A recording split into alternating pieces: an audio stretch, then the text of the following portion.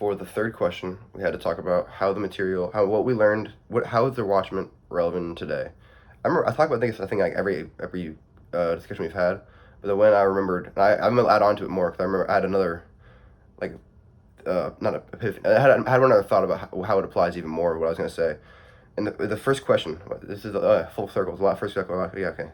For the first question we had was about the quote, the "Who watches the Watchmen," and now we're on the last question talking about it. So the "Who watches the Watchmen" is I related that back to the whole police brutality thing and how the Watchmen needed to be held accountable, and superheroes need to be held accountable.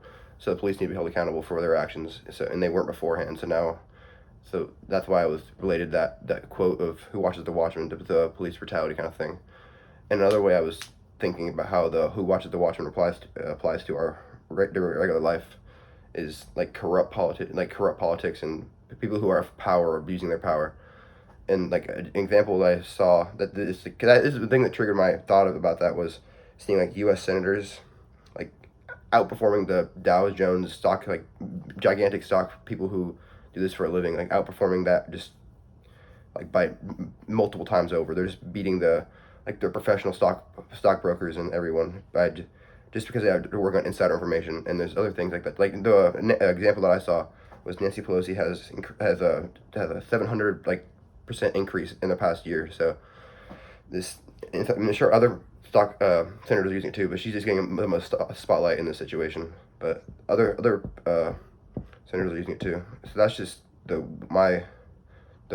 one of the ways I think that the Watchmen is relevant today is the quote from the first question of the "Who watches the Watchmen," because I applied that in the for multiple reasons, the politicians and the police.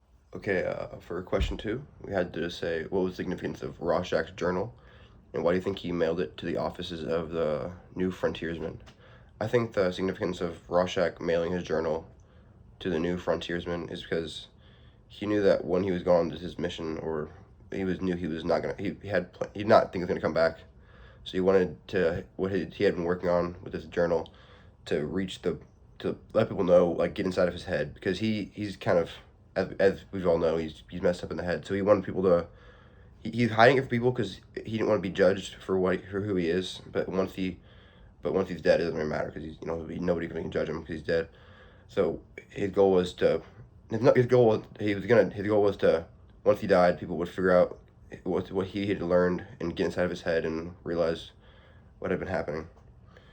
And I think the New Frontiersman significance in this for this question number two is that Rorschach he doesn't want people to the traditional media like news and them to leak this, because then this it gives them more ammunition against like, wow, superheroes are psycho, because in this world superheroes are banned, or not banned, they're illegal. So yeah, banned. In this world superheroes are illegal. So if the news got whatever like inside of Rorschach's head and like this superhero is a psychopath, why do we have them running on our streets? It would be more like we need to be harder on superheroes, and in this world superheroes already have it hard enough, even though they're trying their best. So that's the significance of the the New Frontiersmen don't really plan on. He trusts them more than the traditional media. So that's what it does. For week 8 video discussion post, we had to discuss the 3 questions that were over Watchmen chapters 12 through 7. And the first question that we had to discuss was in the quote at the end of the chapter 9. The quote is, "As far as we can discern, the sole purpose of human existence is to kindle a light of meaning in the darkness of mere being." What do you think this means in relation to the chapter? Well, I think this means, I thought, because the whole kindle light of darkness, that means like the world is dark. There's not like this. It's a very negative place. I've talked about this in the past couple of last couple weeks with Rorschach thinking the world is dark, with seeing his what was that girl's name that he killed? No, he didn't kill. The case with the girl that, what's her name? I don't know. The girl who he saw who was killed, and he realized that the world was dark, and then he went into whole Rorschach being crazy mode. But yeah, that's how he realized the world is dark. But back to the question at hand, the world is dark, and realizing to kindle the darkness.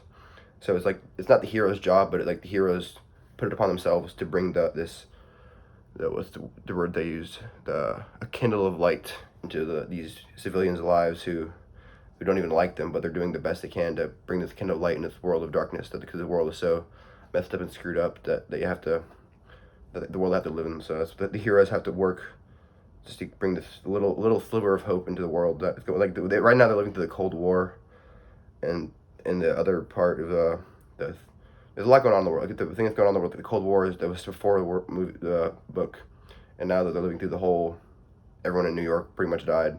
So there's a lot going on in the world, and it's the Watchmen and other superheroes' jobs to bring a little bit of light to the world.